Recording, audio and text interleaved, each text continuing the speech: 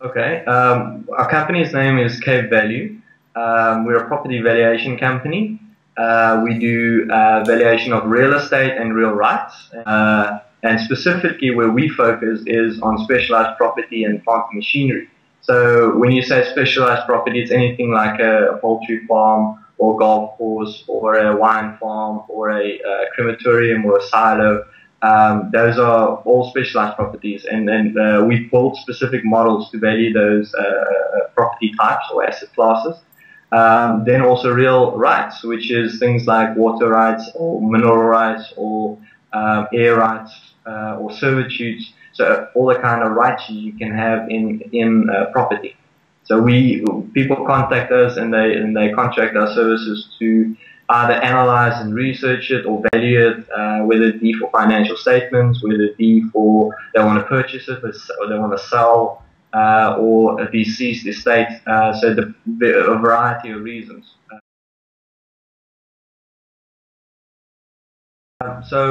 I finished after finishing studies. I joined our family business, which was an easy opportunity to start working. Because at that time our family business was up and running.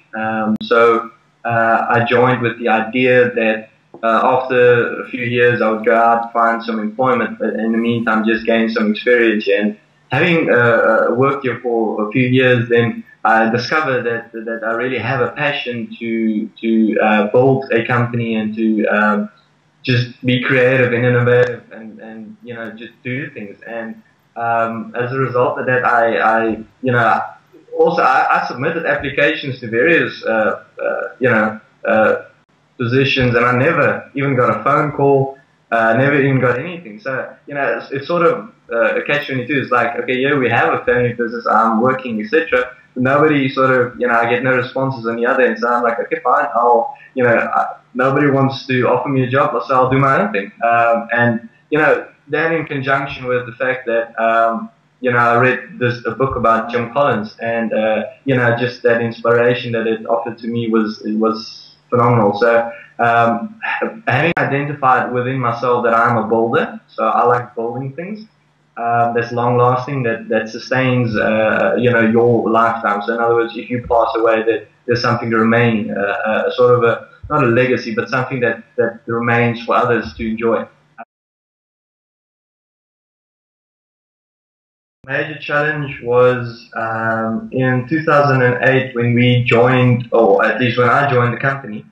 There was a research report on the UK valuation industry. The report was published in 2006, and the UK industry by roughly, between 3 to 6 years roughly. So in other words, whatever happens there will eventually happen here after 3 to 4 years or 5 years or 6 years.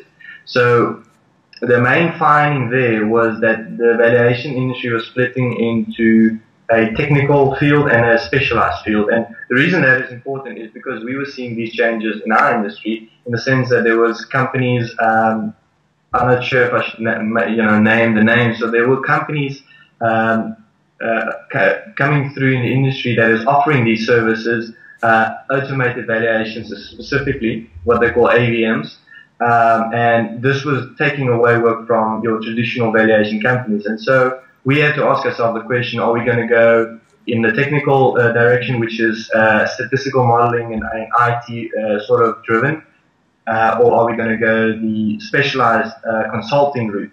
And we opted for the last route because that is how we identified more with that, as opposed to building a company that's just stats-driven modeling and spitting out reports. So that was a major challenge in the sense that we had to change our whole structure, our whole employment structure, lay off people, which was not nice, change our vision, change the documents, change our websites, change the templates on which we do the valuations, etc. And it took roughly 4 years before the effects of that change were being seen. And the massive challenge there was to keep on doing what you were doing in the years when you sort of the results or the things you see doesn't necessarily show that your decision was the accurate or best solution at the time. So the challenge was to keep on doing what we were doing until the results were coming through. And I think at the beginning of this year it was reinforced again, but specifically last year we started seeing the results, and in the start of this year we again saw that, wow, this is really working for us, etc.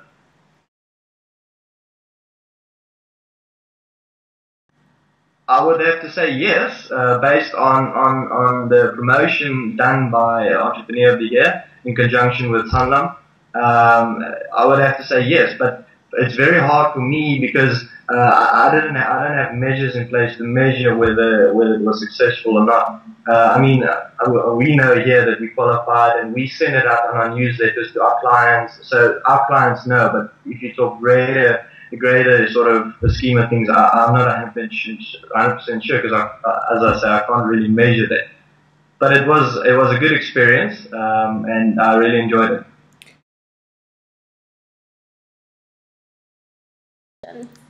Yeah, I think it's a good thing. One should obviously ask yourself why you want to enter it, but I think it's a good exposure for any up-and-coming entrepreneur. Because it, in a sense, rewards you for your efforts, in the sense that there's an event that encourages you to continue being an entrepreneur, which I think is the main, sort of, not the main reason, but one of the reasons that entrepreneurs, you know, when things get challenging or tough, where do you get that source of motivation to continue doing what you're doing? And you know, having an event like that, it's good because it motivates you. It sort of, you know, is that, wow, you know, yeah, we celebrate what we've been doing, and here's other people that's doing the same thing. So in that sense, I think it's a very good thing to do, or to aspire to, and for upcoming entrepreneurs, I think they should definitely look at submitting their applications and seeing if, you know, also with the whole interview process, you know, when you apply, the questions being asked in the application, it makes you think about your business. It makes you, okay, did I address this in my business, yes or no? From that sense, it practically also helps you running your business in the sense that, okay, wow, I haven't thought about that, or, you know, maybe we should investigate that. So I think as a whole, it's a good process set up by Entrepreneur of the Year, from a systemic point of view and from an exposure point of view.